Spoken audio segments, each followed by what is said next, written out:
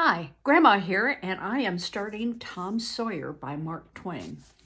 Now, this particular edition of the book doesn't have too much for me to preview. It's a very old book.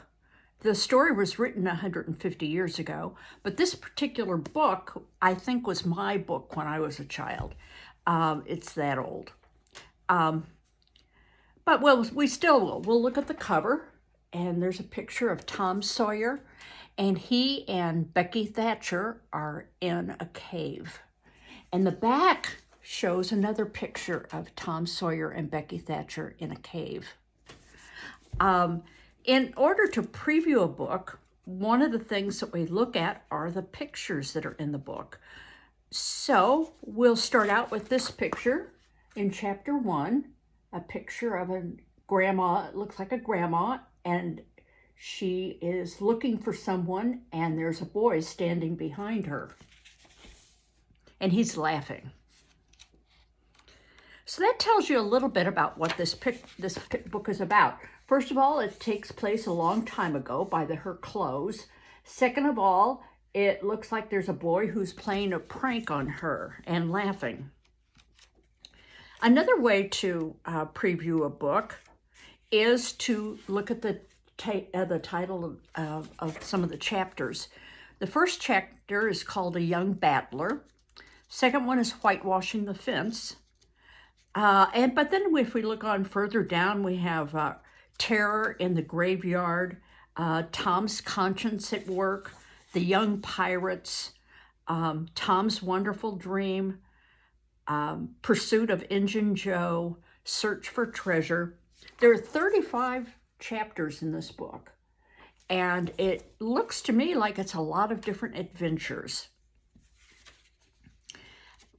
The other thing about this book is it takes place in Missouri, which is where I live. And it takes place in a town that is a couple hours north of us in St. Louis. It takes place in Hannibal. Now, in this book, it's called St. Petersburg. That's just what the author chose to call it. But the places that he is describing are all places in Hannibal. And if you ever go to Hannibal, you can go to the house that Tom Sawyer lived in. You can see the fence that he whitewashed. You can visit the cave. We've been in that cave. It's a very fun trip once you have read the book. The other problem is going to be, again, vocabulary. In 150 years, the English language has changed. So some words have different meanings today than they did then. And I will help you with some of them, but some of them you're just going to have to just go with. And some of them you may know what is meant. Since I grew up in Missouri and my parents and grandparents grew up in Missouri, some of the expressions that are used are very familiar to me, but they may not be familiar to you. So those I will try to explain. And we'll begin with chapter 1, A Young Battler. Now, I showed you the picture of, and that's Aunt Polly, not his grandma. Tom! No answer. Tom! No answer.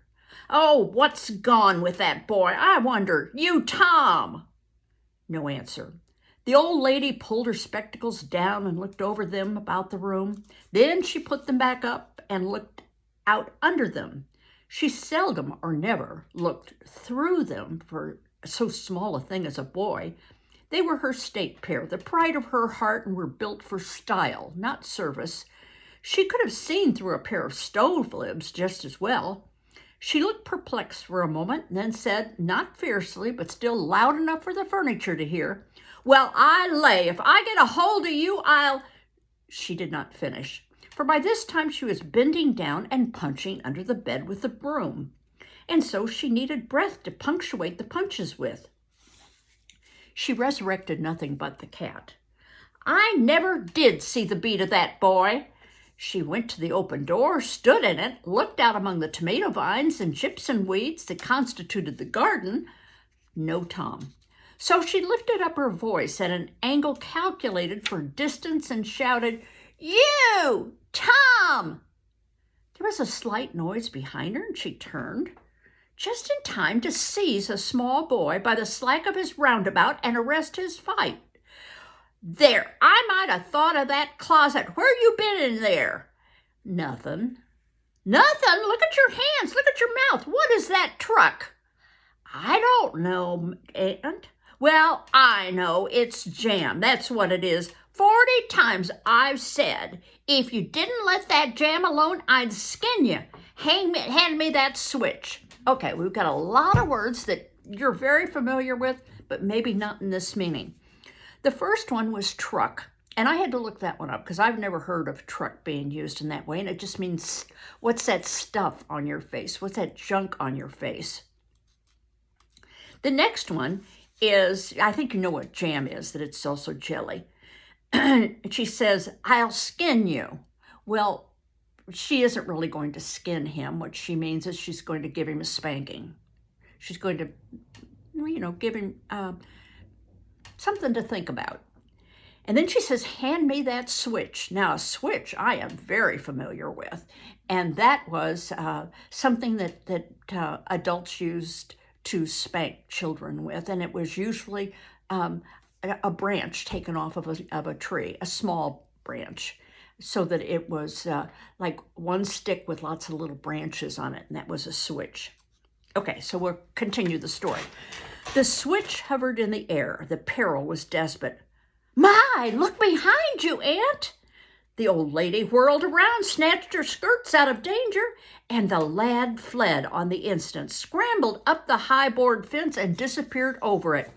His Aunt Polly stood surprised a moment and then broke into a gentle laugh. Hang that boy! Can't I never learn anything? Ain't he played me tricks enough like that for me to be looking out for him by this time? But old fools is the biggest fools there is. Can't learn an old dog new tricks, as the saying is, but my goodness, he never plays them alike 2 days. And how is a body to know what's coming? He appears to know just how long he can torment me before I get my dander up, and he knows if he can make out to put me off for a minute or make me laugh, it's all down again and I can't hit him a lick.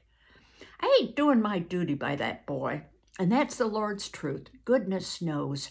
Spare the rod, spoil the child, as the good book says. I'm a-laying up sin and suffering for us both. I know. He's full of the old scratch. Now I'm going to pause here. Old scratch is another term for the devil. And I've heard people say that too. He's full of the devil. And they don't really mean that he's evil. They just mean mischievous. But laws of me, he's my own dead sister's boy, poor thing. And I ain't got the heart to lash him somehow. Every time I let him off, my conscience does hurt me. And every time I hit him, my old heart nearly breaks. Well, man that is born of woman is a few days and full of trouble, as the scripture says, and I reckon it's so. He'll play hooky this evening, which is afternoon, and I'll just be obliged to make him work tomorrow to punish him. It's mighty hard to make him work on Saturdays when all the boys is having a holiday, but he hates work more than he hates anything else, and I've got to do some of my duty by him. And I'll be the ruination of that child. Tom did play hooky that day, and he had a very good time. He got back home barely in season to help Jim, the small colored boy, saw next day's wood and split the kindlings before supper. At least he was there in time to tell his adventures to Jim, while Jim did 3/4 of the work. Tom's younger brother, or rather half-brother, Sid, was already through with his part of the work, picking up the chips, for he was a quiet boy and had no adventure, troublesome ways.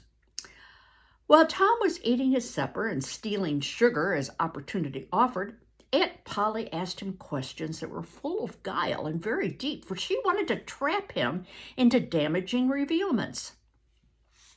Like many other simple-hearted souls, it was her pet vanity to believe she was endowed with a talent for dark and mysterious diplomacy, and she loved to contemplate her most transparent devices as marvels of low cunning. Said she, "Tom, it was middling warm in school today, wasn't it?" "Yes'm." Powerful warm, aren't it? Yes'm. Didn't you want to go swimming, Tom? A bit of scare shot through Tom, a touch of uncomfortable suspicion. He searched Aunt Polly's face, but it told him nothing. So he said, "No, Mom. Well, not very much." The old lady reached out her hand, felt Tom's shirt, and said, "But you ain't too warm now, though." It flattered her to reflect that she had discovered that the shirt was dry, without anybody knowing that that was what she had in mind. But in spite of her, Tom knew where the wind lay now, so he forestalled what might be the next move. "Some of us did pump our heads. Mine's damp yet. See?" Aunt Polly was vexed to think she'd overlooked that bit of circumstantial evidence and missed a trick. Then she had a new inspiration. "Tom, you didn't have to undo your shirt collar where I sewed it to pump your head, did you? Unbutton your jacket." The trouble vanished out of Tom's face. He opened his jacket. His shirt collar was securely sewed. The trouble vanished out of Tom's face. "Brother, well, go along with you. I'd made sure you'd played hooky and been a-swimming, but I forgive you, Tom. I reckon you're a kind of singed cat, as the saying is. Better'n you look. This time." She was half sorry her sagacity had miscarried and half glad that Tom had stumbled into obedient conduct for once. But then Sid said, now remember, Sid is his brother who has no adventure and always does everything right. "Well, now, if I didn't think you sewed his collar with white thread, but it's black." "Why, I did sew it with white, Tom." But Tom did not wait for the rest. As he went out the door, he said, "Siddy, I'll lick you for that." And you understand that lick doesn't mean he's going to lick him with his tongue. It means I'm going to beat you up. In a safe place, Tom examined. 2 large needles were thrust into the lapels of his jacket, and they had thread bound about them. One needle carried white thread and the other black. He said, "She'd never notice if it hadn't been for Sid. Confound it, sometimes she sews it with white, sometimes she sews it with black. I wish to Jiminy she'd stick to one or the other. I can't keep the run of 'em. But I bet you I'll lamb Sid for that. I'll learn him." He was not the model boy of the village.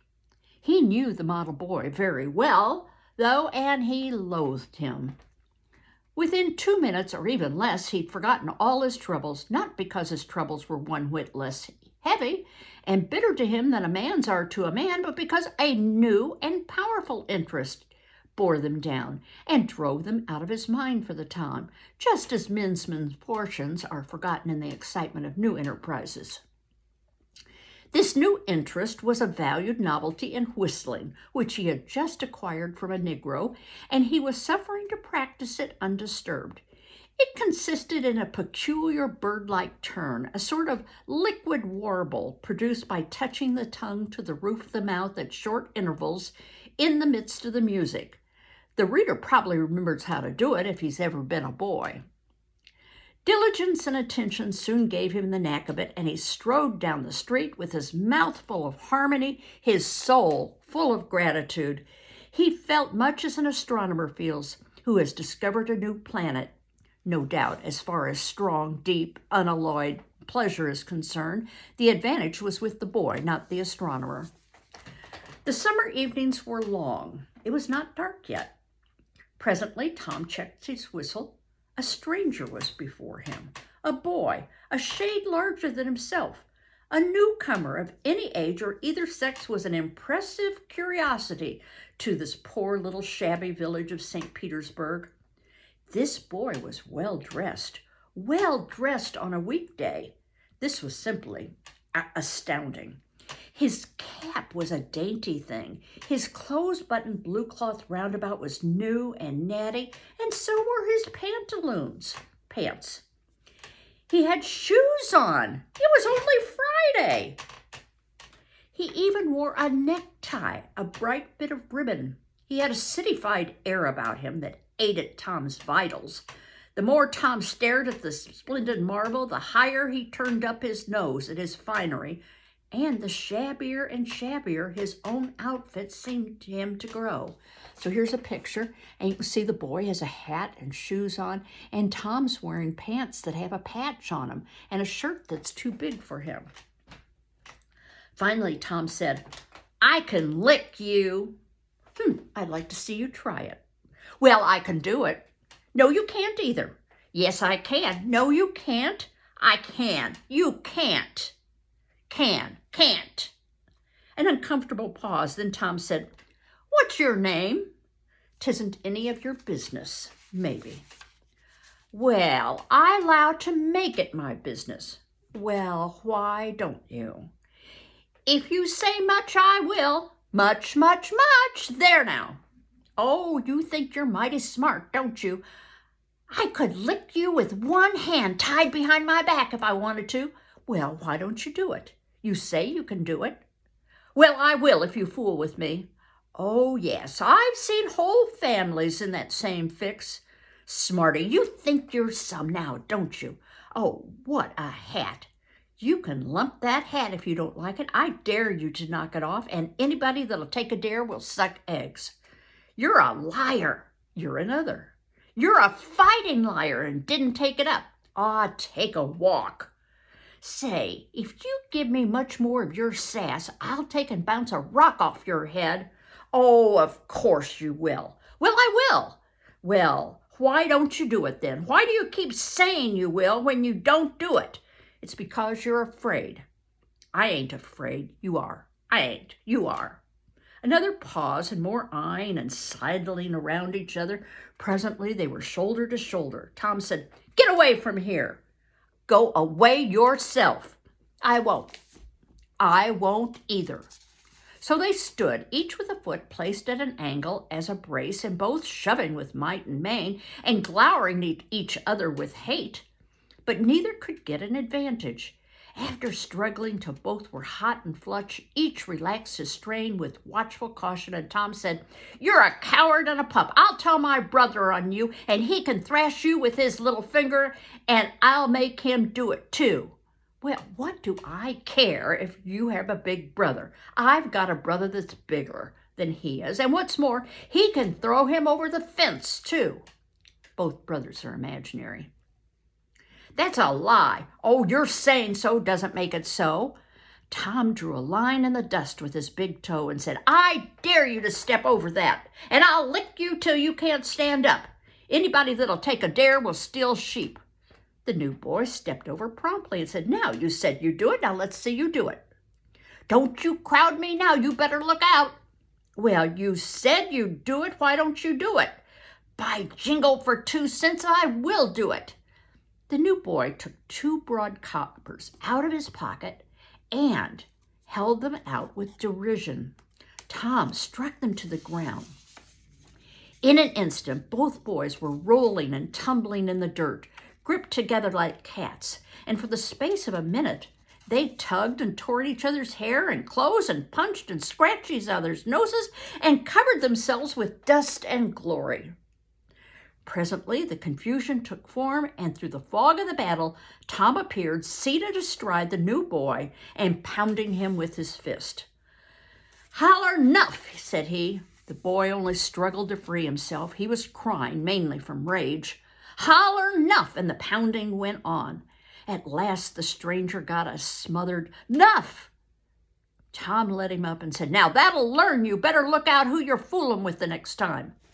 The new boy went off, brushing the dust from his clothes, sobbing, snuffling, occasionally looking back and shaking his thread and threatening what he would do to Tom the next time he caught him out, in which Tom responded with jeers and started off in a high feather, and as soon as his back was turned, the new boy snatched up a stone and threw it, hit him between the shoulders, and then turned tall and ran like an antelope.